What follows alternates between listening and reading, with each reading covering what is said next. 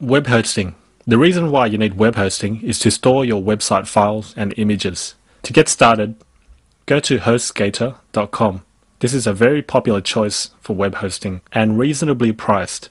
So to register for web hosting, simply click Web Hosting and choose a plan. You've got your Hatchling plan, Baby plan, and Business plan.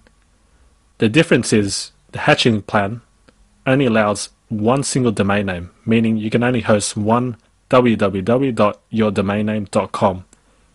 As a long-term strategy, you want to register for a plan which allows unlimited domain names, giving you potential to host unlimited domains.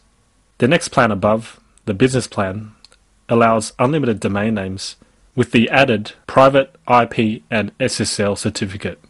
This is more advanced. It's best to stick to the Baby plan, which will give you more value for money and all the necessities to host your websites.